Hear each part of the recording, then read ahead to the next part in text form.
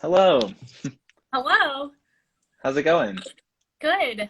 I can hear you now. I know some people were saying there were Okay, good. audio problems, but seems Good. good. Can you hear me okay? Yeah, yeah. Is it Okay. loud enough? Is it too soft? Nope, it's good. Okay, good. Well, thank you for joining me. Everyone, my guest this week is Dr. Jessica Warren.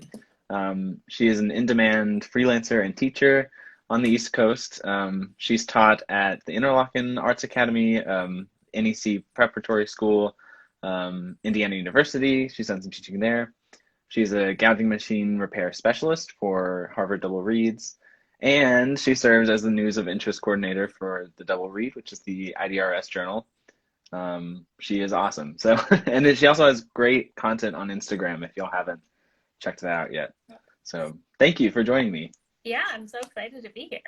Yeah, I'm excited to nerd out with you. Yeah. Yeah. Well, In the pitch black of, winter in DC oh here, yeah. but Right, I forget it's already dark there. Yeah. yes. Yeah.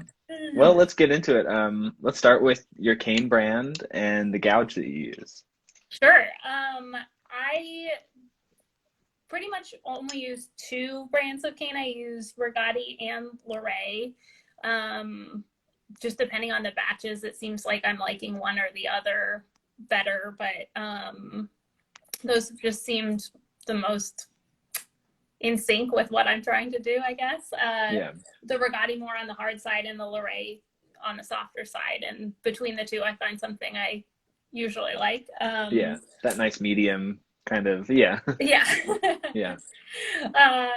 Yeah, and I use Harvard Double Reed gougers for that. Nice. Yeah.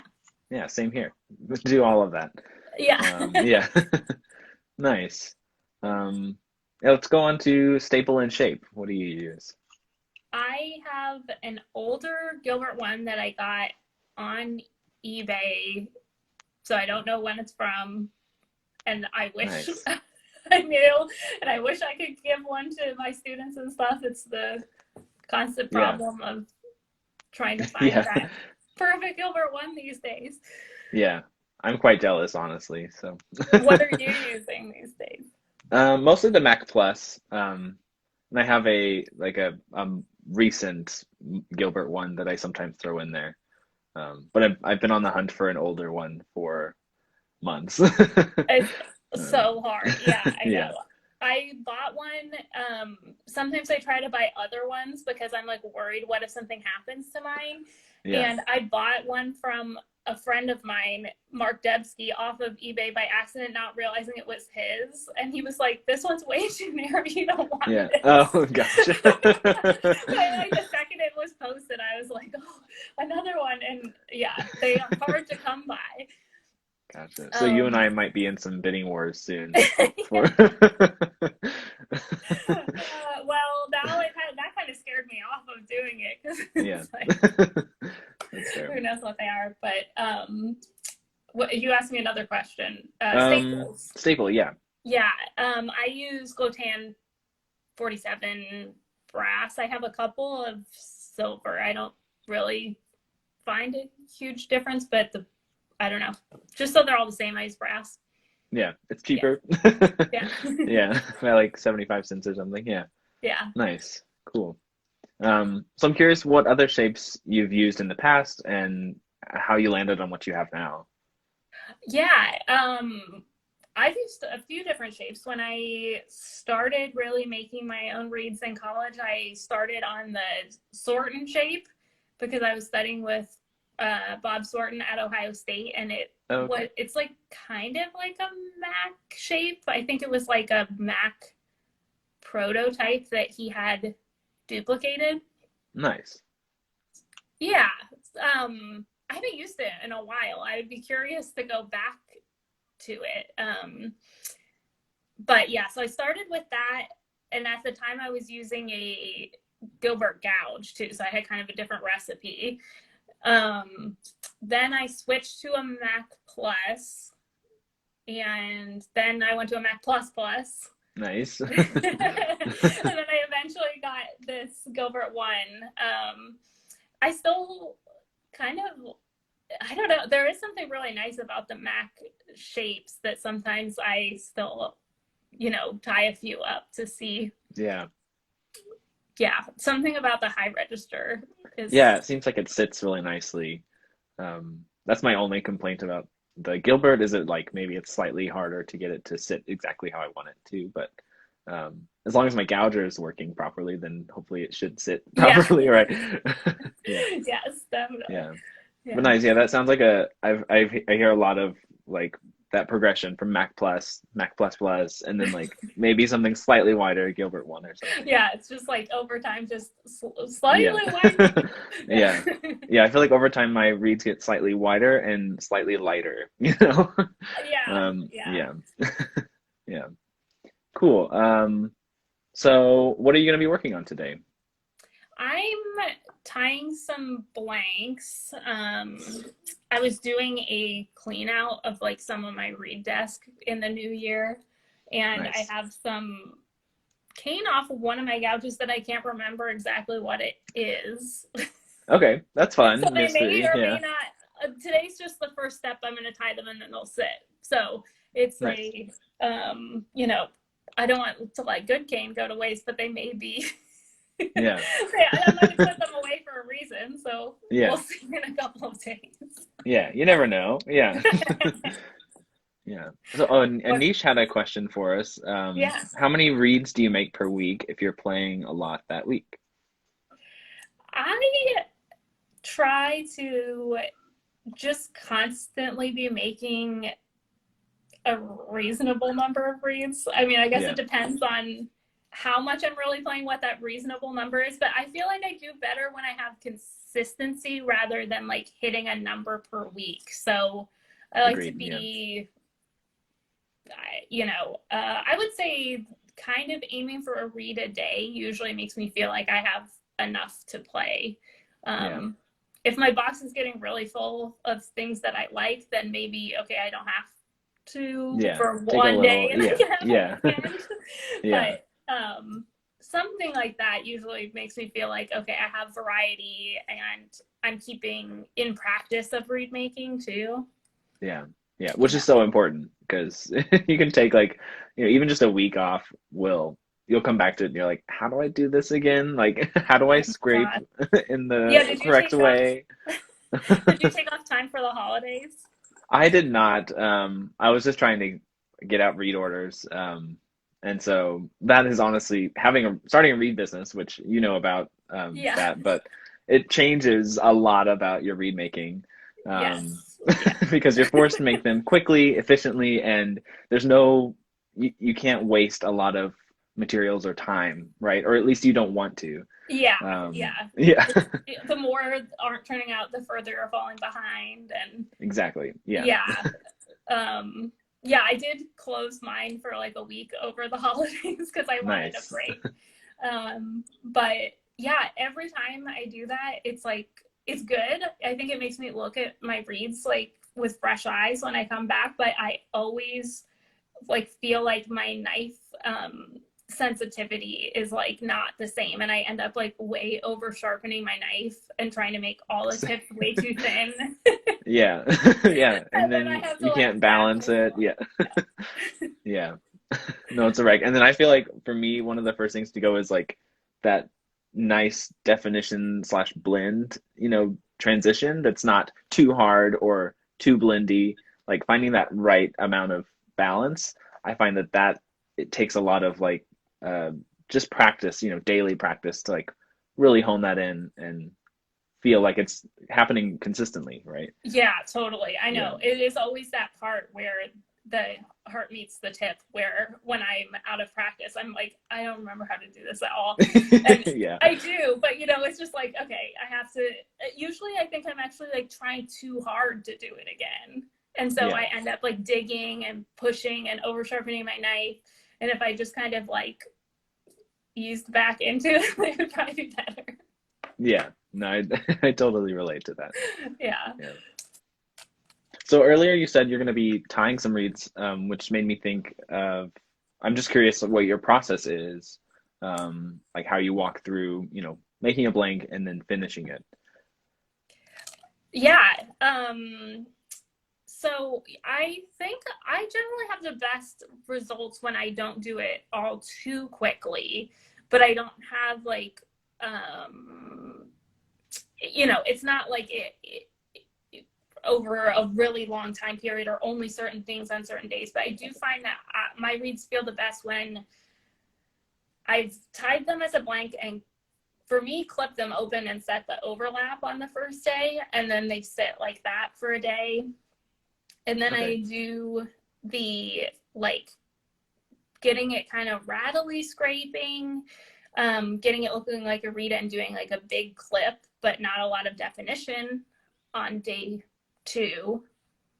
And then on day 3 plus is like the refining and play tests and Okay. all of that stuff. So I guess it Nice. does sound like I have some sort of prescription with it. Yeah. Yeah. No, that's great though. I mean, so you leave it with bark on after you tie.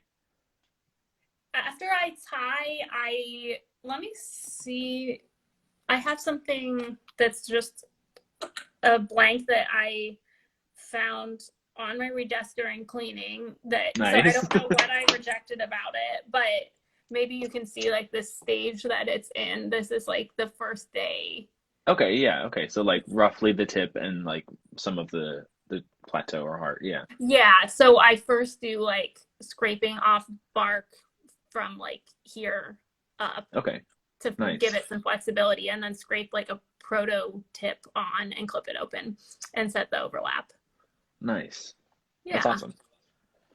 Yeah, I've been experimenting, especially during quarantine, but um and like after starting a read business with kind of how how that process unfolds, right? And during school, I was always doing the blank, like scrape a blank until it crows, a C or C sharp octave, and then set it aside for the day. But sometimes that takes a little bit too much time, and I just want to like pump out a bunch of blanks. So I do a similar sort of thing where I scrape out the tip and then like take off some bark from the heart. Um, Mm-hmm. So yeah. on day 1 for yours, are they like making noise, or what do you do with Yes. Yeah. So for me, I like my reed to just vibrate, but I don't like it to be too rattly day one. I just want it to have some response in the tip, and if I blow really hard, I can get the bottom octave. I just want it to be, I want those parts to be established so that it's settling into itself. Yeah, Um, yeah, that yeah. makes sense to me. I think if you like leave it way too much like a blank the first day, it can be so shocking to it when you start getting it vibrating that everything shifts. And Yeah. And you have to yeah, like redo the whole read, and yeah, yeah. Yeah. Yeah. yeah, Nice. yeah. Well, I'm just So going we'll to be see what sorting some cane today mostly. Yeah, I'm so curious how this mystery cane turns yeah. out. Yeah, I was at the point where it's like with the new year, I need to sort through some things. When I don't know if that happens to you, where you just like find like why did I put this here? I don't know what it is. And Yes. Oh yeah. Like maybe that some people random. are more organized than me, but No, I try to like. I feel like every few months I'm like, all right, I'm gonna do it. I'm gonna get really organized. But there's just inevitably something that falls away. yeah. Um, Well, and I'm sure I had great intentions for it when I put it, or yeah, who knows? I should write yeah. notes to myself so I remember. Yeah. Speaking of notes, you have a great read log on your website. Yeah. Um, yeah, it's super awesome. If anyone needs a read log, it's really handy. Oh, It thanks. has, yeah. I actually just got your little calendar thing. Oh, I nice. just Yeah, that's downloaded the it other today. thing. Yeah. I was like, because I got a yearly a yearly planner that's like day by day, like every hour listed out. And I've always struggled with planners like that are Yeah. like so big. So I was like, you know what? I'm just gonna go for the daily, like fill it out as I need to, kind of. And I guess it's like weekly, daily thing, but it also prioritizes practice, which is really nice. Which is something that's easy to let like go to the side a little bit when I have a reed business because I'm so Yeah. focused on making reeds. Um, Yeah. I mean, yeah, this is totally like I designed it for myself and then was yeah, like, others would probably benefit from this too because I'm like you, like I do still use a planner that has like hourly stuff, or in before quarantine I was just using Google Calendar for that to like keep track yeah, of lessons and stuff. But I always like just struggled to put in like a block of practice or a block of reads and keep that, or like know what I was supposed to be doing during that right, time. yeah, It's like not specific enough or have enough space. So um, yeah, it's totally to keep myself on track. And I've been experimenting with it with like some weeks I use it to plan out ahead, and then other weeks I've been trying it as like retroactive, like a log of what I've done. yeah, yeah. So I can assess how much time I'm getting in. Or right now I'm breaking in a new oboe, so I've been putting that Oh, on nice, the daily, practice time, how many minutes I'm doing on the new oboe. And nice. then otherwise it's too crazy to put all of that in my like what time are my lessons calendar. And then Right, it's like, yeah, and I played 10 minutes on the new oboe. And for me, it's just like visually way too yeah. crazy. No, And yeah, no, there's like no space in the whole day. It's all just events the whole day, and it's like this is a lot. Yeah. yeah, Um, yeah. before I before it gets too far off the queue, someone asked, Mark asked, "Hi, Mark. What is your favorite piece you have played?" Oh, wow. Well, okay, two things are coming to mind. I have played Mozart Grand Partita twice, and that's just a really fun piece. That's gorgeous. I mean, it's Yeah. an oboe showcase, right? Yeah. So when you get the chance to play that, it's really special, I think. Um, and then I guess I'm thinking of like things I didn't know as well that were surprising to me in how much I enjoyed playing them. Um, I did a concert of Stravinsky's Persephone. Do you know Okay. that piece? I've heard of it, but I don't know the music at Yeah, all. I didn't either before I performed it, and it's beautiful. It is a piece with choir. Wow. Um, and I mean, compared to his other pieces, it doesn't even have like, just absurdly long or soloistic oboe stuff, but just beautiful writing. And Yeah, that's nice. yeah. So that's one to check out if Yeah, I anyone has will. not heard that one. It's really great. Yeah, I'll have to go look that up tonight. Yeah. It seems like a pipe dream now thinking of performing that. Right? Performing anything, honestly, even just a rehearsal. Like I want to sit through something, anything. I know. Yeah. I know. Did you get to do any, have you gotten to do any like recording projects during quarantine? Um, a little bit. I mean, it's just all been stuff I've been doing for myself, so nothing really like, Okay, nice. big or crazy. Yeah, I'm hoping to plan something more ambitious with that this year. nice. Yeah, I need like more recent recordings of myself that aren't from my doctoral recitals. Yeah. Yeah, no, I feel So that. Yeah. yeah, whether Nice. that's a recital or I don't know. Yeah, I'm thinking about what that's gonna look like, but Nice. yeah, Yeah. Yeah, I think I had fairly big plans, during quarantine, but things happen and, it's so hard to find motivation in quarantine that, some of it gets pushed further. So we'll see if I turn something out this year yeah, or even yeah, this quarter, yeah. Just getting through and keeping playing oboe, I think, is an accomplishment. Yes, agreed. Yeah. Yeah. Oh, I was curious, what oboe you have, like what new oboe you're breaking in. I just got it in December. Okay. It is a new AK Luray from that I got at Midwest.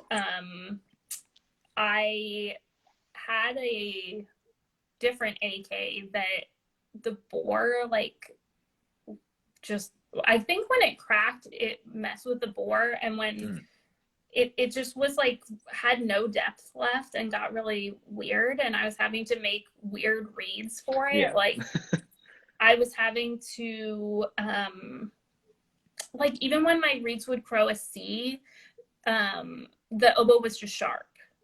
Wow. And I'm like, I don't really want to dip below Yeah. C. Like Yeah. that feels bad. Yeah. So, and when I took it to John Simer, he said that the bore like around the trill keys and the B key had turned like into an oval.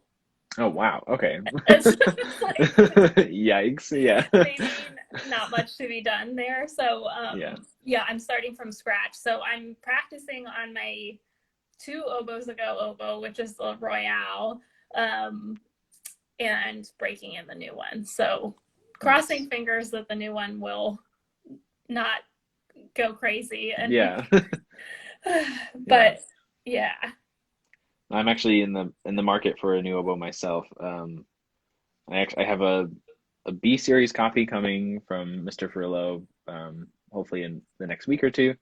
I was curious, have you tried those instruments? I have. I am looking to maybe get a new one next time they come over. I know things have been like delayed from getting things in France because they keep going in and out of quarantine like us. Oh yeah, yeah, And so sometimes like the Lorraine factory is not, at least is what I'm hearing through the grapevine. I don't yeah. know.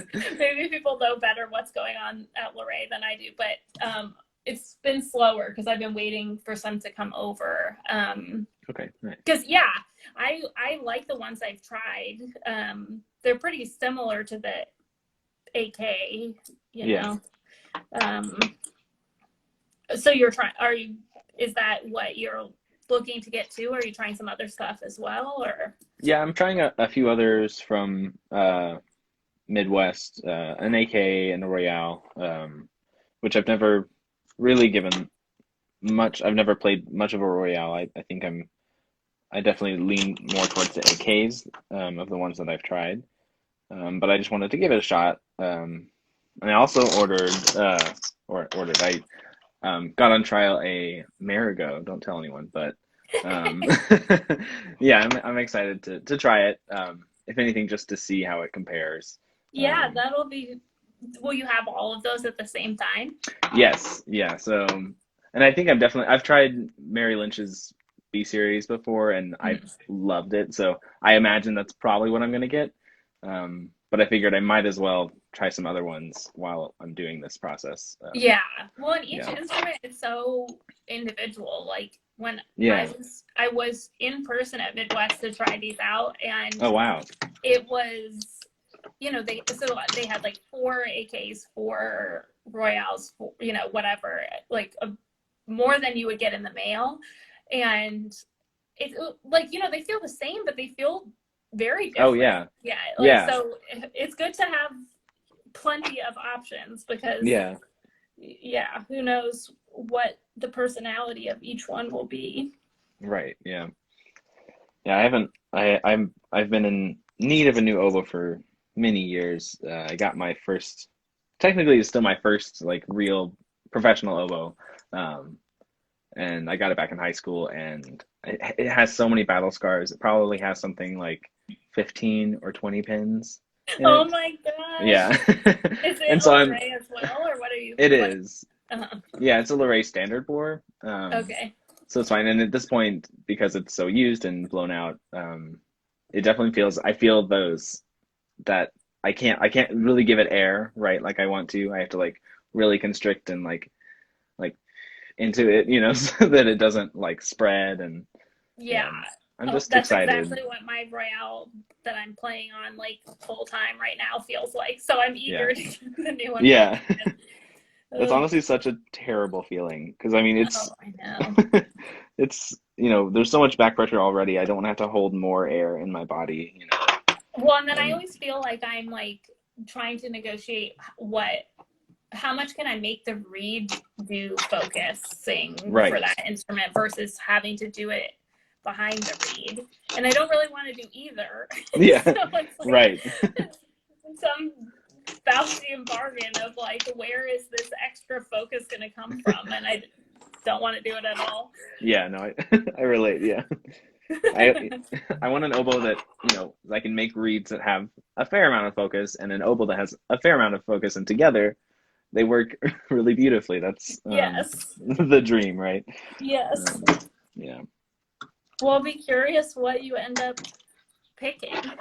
Yeah, I'll have to You'll let have you to know. do an Instagram announcement. Oh, I will. Yeah, with the name and everything. Yeah, Yeah. I'm excited. It'll be nice. Nice. Well, we have a fair amount of submitted questions. I know some were submitted to you as well. Um, so I guess Yeah. let's see what's a good one. Let's start with how do you get a low crow in your reeds? Mm. Um, well, I guess this is a backwards, forwards type of answer, but this is how I think of it anyway. I want to get a lot of vibration from the beginning of the way that I scrape.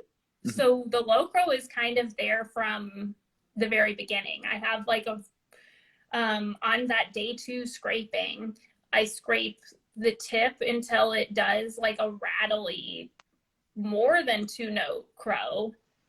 Yeah. Put in the back and then do a big clip, and then it starts to sound like it has a low crow. The low crow goes in and out as I'm working sometimes, Yeah. and sometimes Yeah. after that big clip, it goes away. And then if that happens, then I'm getting it often from scraping the tip, the base of the tip, though. If you do too much of that, it can cut off the tip from the rest of the Right. reed, and then the low crow goes away. So it kind Yeah. of goes back to what we were talking about at the beginning of like that special part of the reed, of the transition into the inception into the tip, and getting that right. But I do feel like if it doesn't get vibrating enough early on, it is kind of an uphill battle to getting enough low crow. Yeah, that makes sense. Yeah, I would say when I start my day 2, I also want it to, at some point at the beginning, get to a point that it is quite noisy. And I find that the best way for me to get a low crow is to really balance the top half of the reed. And at that point, you should get some low crow without even putting in the back. And then you put in some back once it's balanced and you know if the whole thing is vibrating. Because I find when I just get that top part vibrating and then put it in the back, it can lead to problems. Or at least put in too much of the back, right? I might scrape out the tiniest bit of bark out of the back, but if you really dig in back there, it can cause problems. Yeah, I totally do that too. I think thinking that the low crow, or trying to only get low crow from the back, ends up turning the reed upside down. And if you can get the good low crow from just what the tip and transition are doing, and then the back is more for the flexibility, that usually feels better. Yes, yeah. I like that, especially the flexibility comment. That's really good. I think that is a helpful way to view the back. Flexibility in terms of like pitch, but also a little bit tone. You don't want too much pitch flexibility, but enough that you can play comfortably, right? Without like, just feeling like you can do things. And I think where I feel it often is like, if I don't have enough out of the back, it makes things like slurring a fifth or doing like arpeggios feel really uncomfortable, because I don't have, like, the notes don't want to connect to each other. It's just too locked in. Yeah, too stiff. Yeah. That's a good question, though. Yeah, that was a good question. I just had one question that someone sent me, but I will ask it to us before I forget it. Someone asked, how do you keep from being too tense when you're making reeds? Ooh, that's a really good question. Mm-hmm. Um, and I think something that I still struggle with from time to time, Yeah. I have this like tendency to raise my left shoulder while I'm scraping. And I don't know Are you why, but right-handed it's or just left-handed? I'm right-handed. Yeah, me too. And I do the Yeah. same thing. My left shoulder is like the subject Yeah, of it all just of my physical therapy right. appointments. Yeah, it wants to raise up. Yeah, sometimes it I get a fair amount of pain from it. Um, but one thing I've done is I bought a desk that was slightly raised so I can like sit down in my chair and basically my elbows and hands are up here. And that way I don't have to like get over the reed so much, and I don't feel this need to like move my body. So it's more like at my face and I can scrape like this. Oh, Um, okay. yeah, I and just it's have a different interesting. like Yeah. setup with that. I always want to have it very horizontal, so I'm always trying to figure out how I can do that without like hunching. Yeah. So Yeah. I've had to go the other way around, which is I every desk is too high for me. I'm Oh wow. Okay. Yeah. 5'2", so everything is like always not made for me. And so I have a lower desk and I have my high enough chair and then my yoga block for my feet so that so I don't have to contort to get in the light or to hold how I want to scrape. Yeah. But Nice.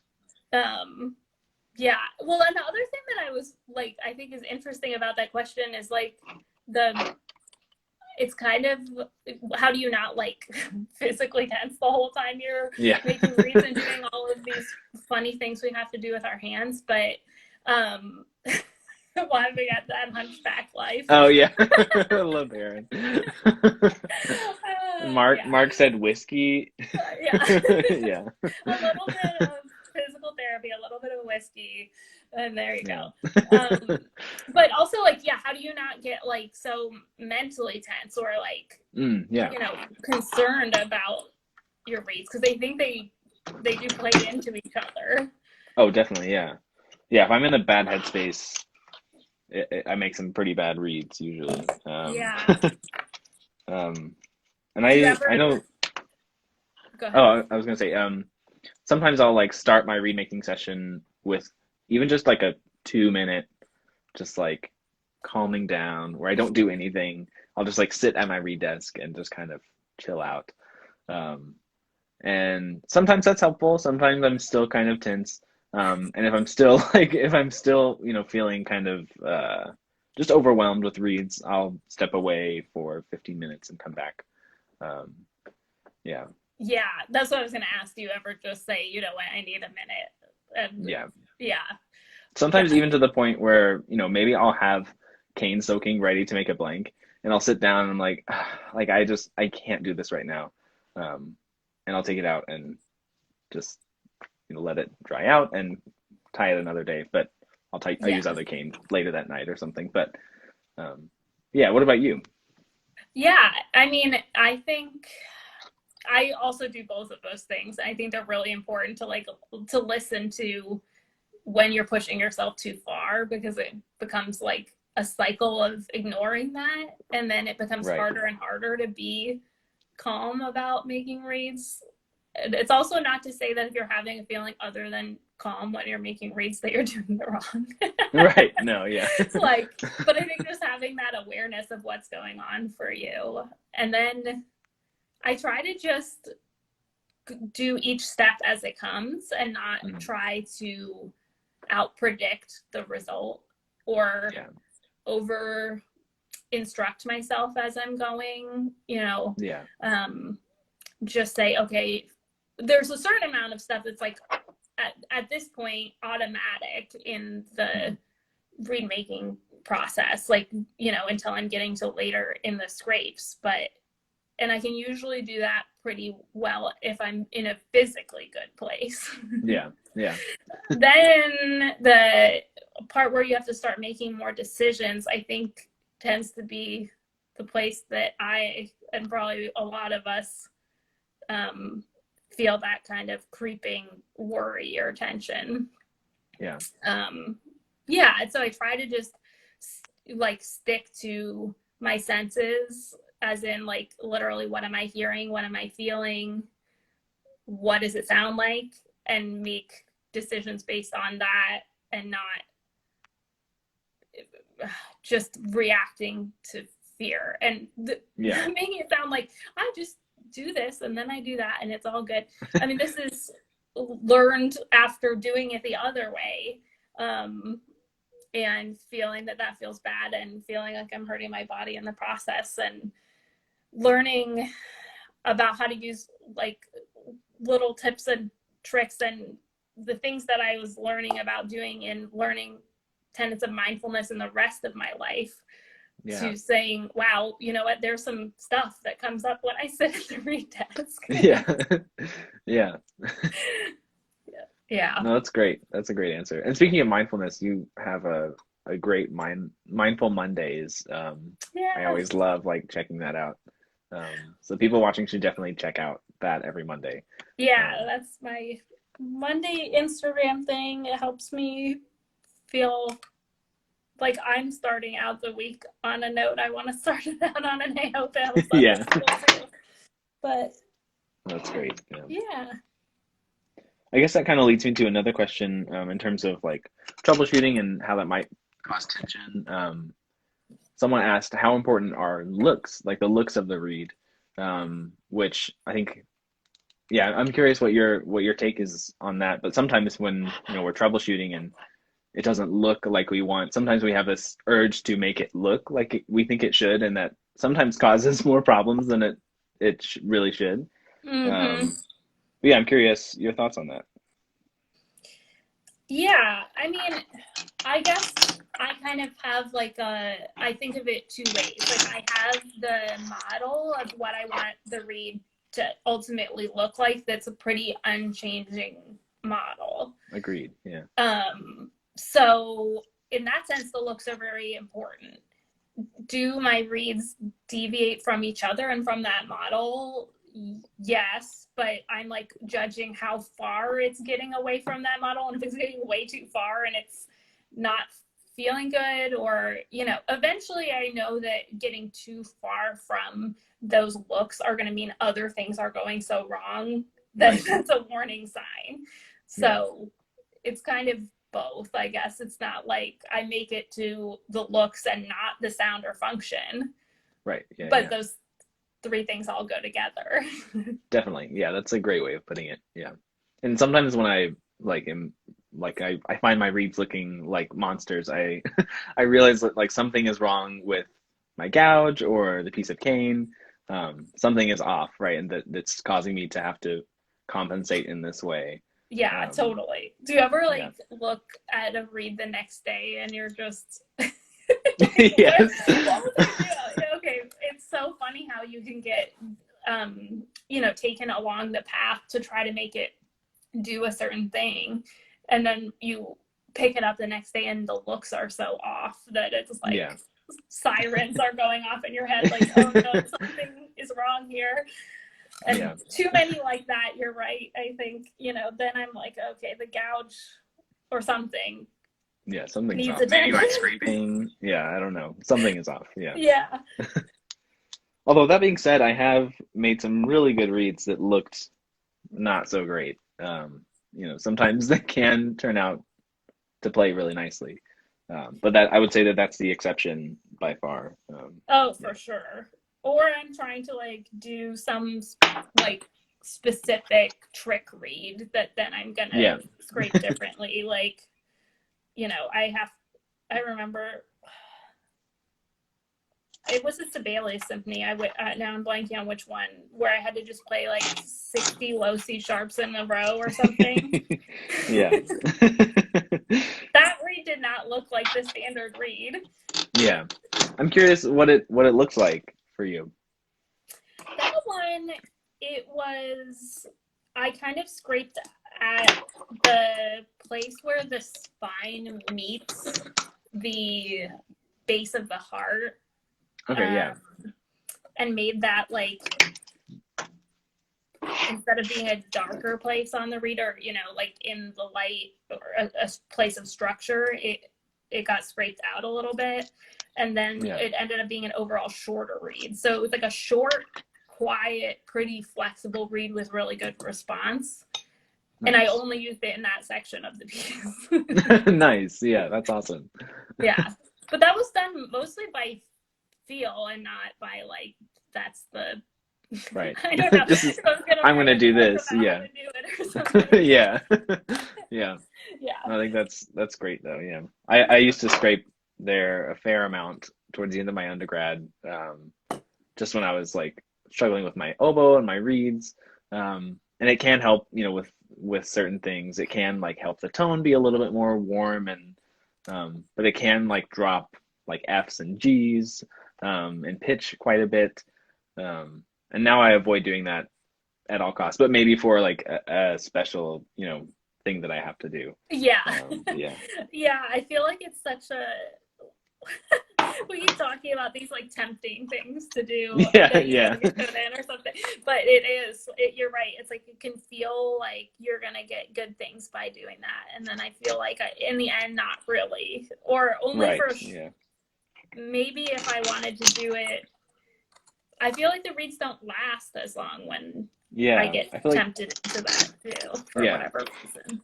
they seem to collapse more and just have a harder time like getting vibrations through like day 2 or 3. Yeah. Yeah.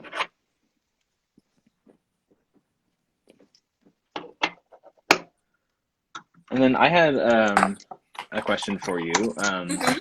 What are some important takeaways from like little bits of knowledge that you've gained from being a gouger a repair specialist? Which is kind of Oh. a very broad question, right? I mean, but yeah, No, I like it. I mean, because it is very, it helps sort out kind of what are non-negotiable things with my reed making, I think, because you really see directly like what's affecting what yeah, what variables are important over many reeds, many gougers, many kinds of cane. So I think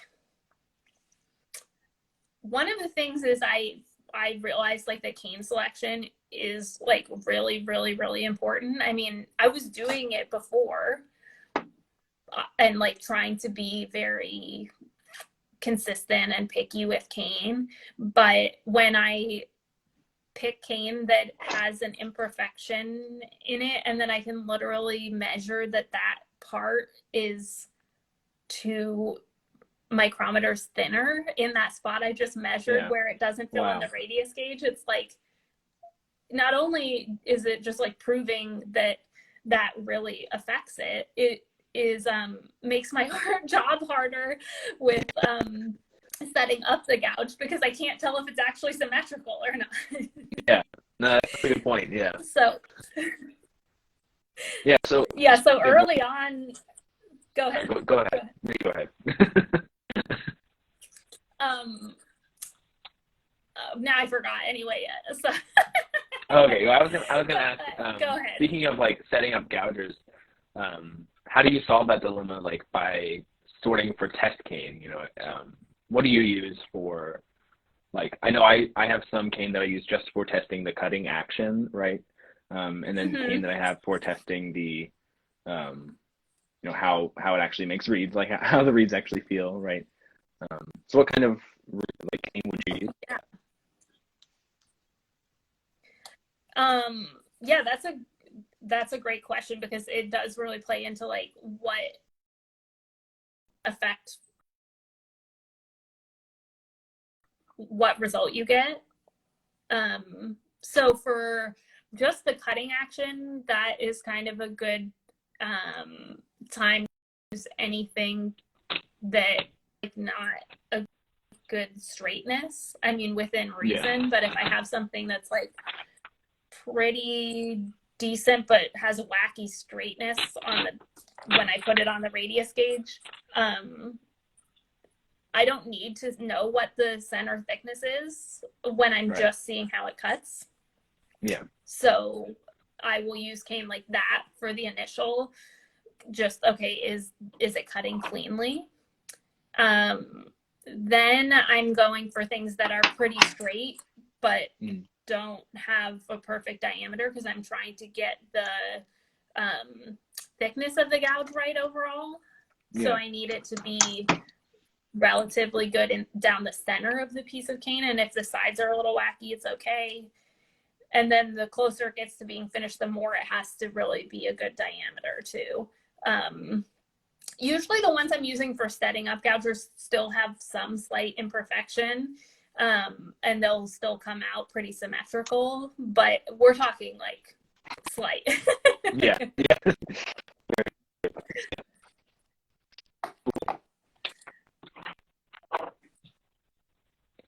I'm so curious. I guess we talked a little bit about this on Thursday, but what was your journey, or I was wondering if you could talk about your journey to becoming a gouger repair specialist. Just how could another question I had, how could younger oboists learn more about gougers and um, yeah. Sure. I'll start with talking about how I got into it. And let me just say, I don't think it's necessary to learn how to do every single part of gouger setup and maintenance yourself. Like, if that's way too stressful for you and you don't have interest, like, that's okay. I think any bit of knowledge you get with it is, it's a lot. It's a lot.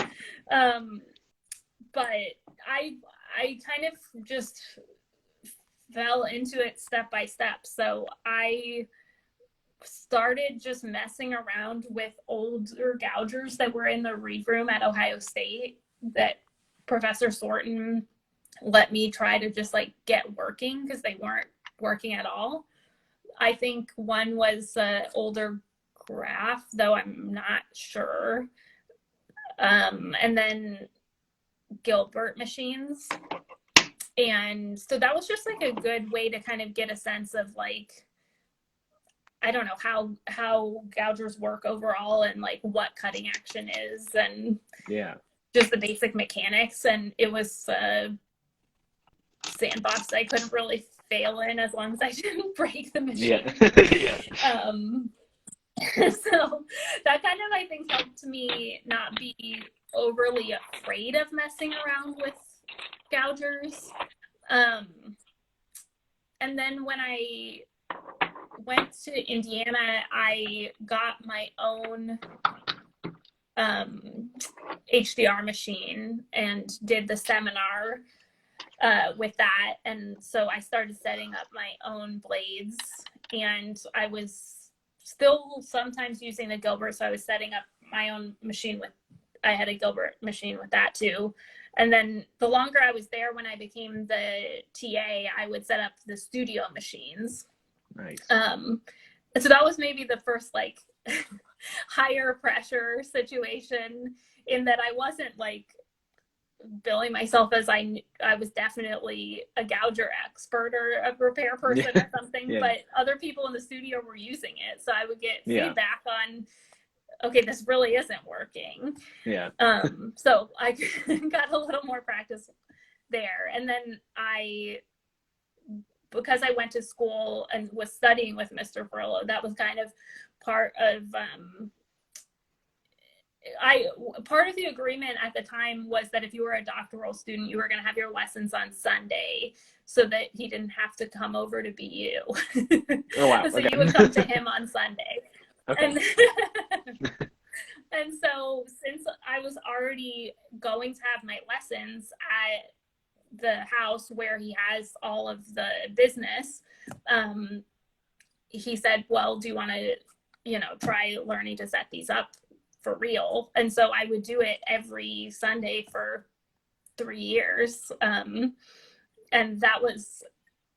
he was really great in just throwing me into it. Like some of the first machines I did were for like some of his clients that play in major orchestras. And he was just like, figure it out. I'll bail you out if it's going wrong. But I think that's a good way to do it. I mean, so I guess I'll transition into like, how can you start to learn about gougers and learn to do it yourself?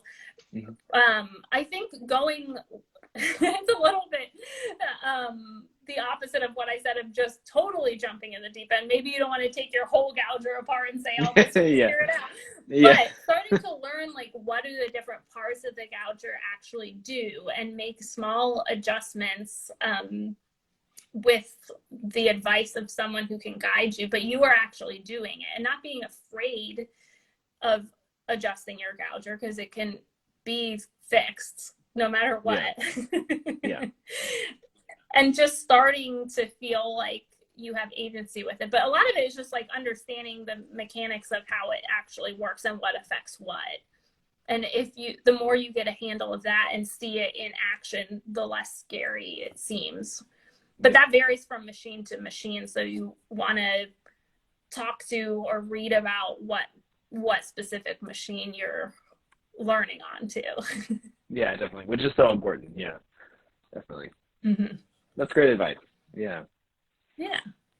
Yeah, I learned a lot about my HDR just through my teacher. I asked maybe too many questions. She was very helpful, giving all the answers that I want and more. So I would say ask the teacher about it too. Yeah. Yeah, I like that advice too, because just gathering a lot of information and being nosy about how it works and not being scared of it is good. And doing that with your private teacher is the perfect scenario, because then you can relate concepts with the gouger to concepts with the reed to concepts with what you're playing, and they really all do work together. Yeah, totally agree. Yeah. Yeah. Awesome. One more question I had. Oh, this was submitted to us. How does the angle of the rooftop affect vibrations in the reed? Mm. That's a good question. Well, I think for me, I think of it as like a bit of it's like one of those Goldilocks things like we have with a lot of things in reed making, where I don't want it to be too extreme in either direction. So if it's really flat, like straight across like this, you're going to get a lot of vibrations from the center of the tip. And depending on the curve you have too, either like it'll feel like things just stop, or it'll be like really vibrant. That's probably going to make you want to have an overall shorter tip, because it's just going to be more all one thing.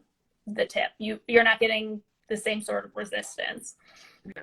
If you go totally the other way and your rooftop is like this, that's building in more resistance. And generally I feel like then you have to make up for that other places in the reed by scraping more out of the heart or back or having a thinner gouge.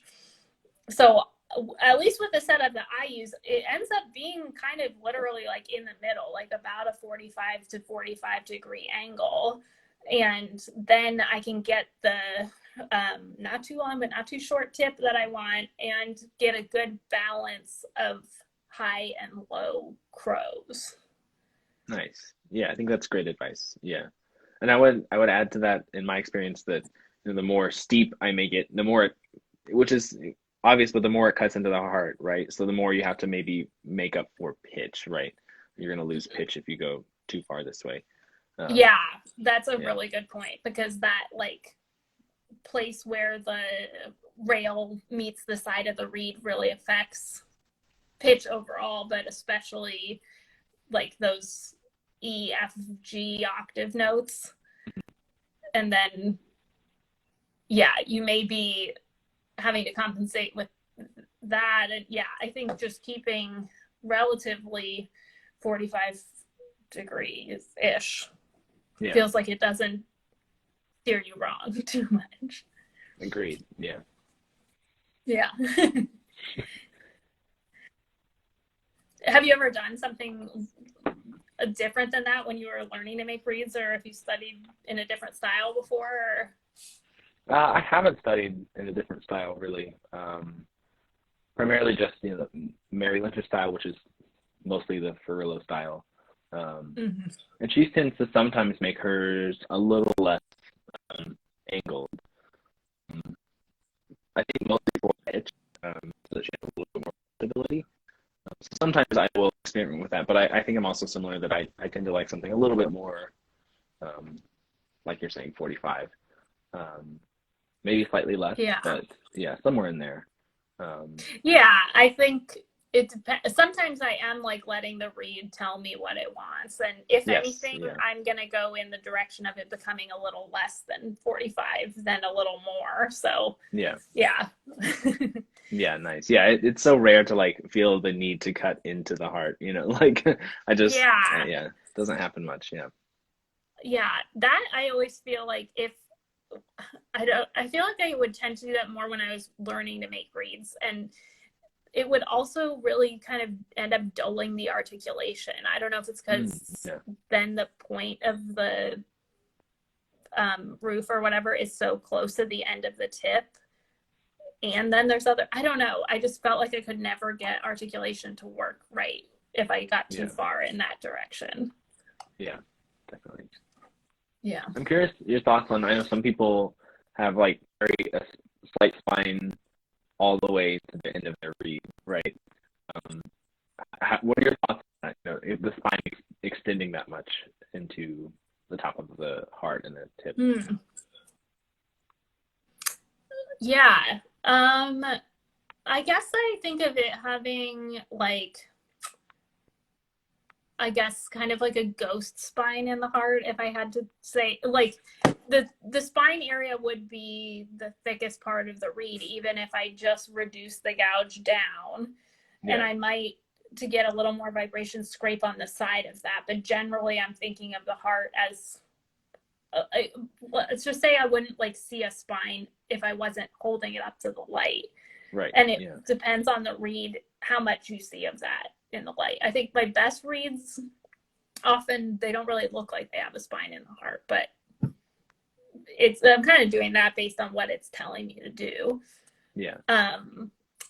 In the tip, I I try to overall just think of it being like the thinnest at the corners and everything gets thicker as it goes in towards the center like this. So Yeah. in that sense, like the part in front of the top of the heart or the rooftop would be the thickest part, and probably all the way up the center is going to be thicker than the sides, but it's not just that dimension because I'm also wanting it to be thicker down towards where it meets the rails than at the top. And so definitely it does not look like in profile like there's a spine, but it's not the opposite way either, where it's like the whole tip is one Yeah. thickness. Yeah. Yeah. So I think if it has too much of anything resembling a spine in the tip, for me, it's not buoyant enough, and I might struggle with articulation and stuff. But that I think is also kind of gouge dependent. I mean, the Harvard Double Reed's gouge has a lot of built-in like spine on the inside of it because of the double radius or offset gouge. It's like a little W shape inside. So like if you're doing too much of the spine look on the outside too, it's just you're going to be struggling with resistance. Yeah. Definitely. That's great advice. Yeah. And I like the idea of like the ghost spine. I think that can even carry, through the tip slightly, like what you're saying, just slightly thicker in the middle of the tip, right? Can help a lot with like depth of sound. And that's what's so, in my opinion, what's so beautiful about the HDR machine is that it does have that built in. So you don't have to like quite like finesse the tip so much as you would with maybe a different gouge. Yeah. Yep. Yeah, I think anytime you're getting to like anything in the center is thinner than what's on the outside of it, you're going to be running into trouble either in terms of tone or function of the reed. So generally it's thicker to thinner, but I think Logan is freezing, or I'm freezing. Oh no. I can hear you now. You had the spinning circle of death for a second. Um, yeah, I saw that a little bit on you earlier. I think there has been some slight delay, so. Okay. But I I can guess hear we're you on whether or time not the video is good on either end, but now. I want to say thank you so much for me. This has been to chat about readings and calendars, and I look forward to chatting more. yeah, it's been so great. I loved being here. I could keep going all night, but Me too. Yeah. it was so fun. Yeah. Well, thank you and take care. And I'll talk to you soon. Thanks, you too. Sounds good. Thanks, Logan.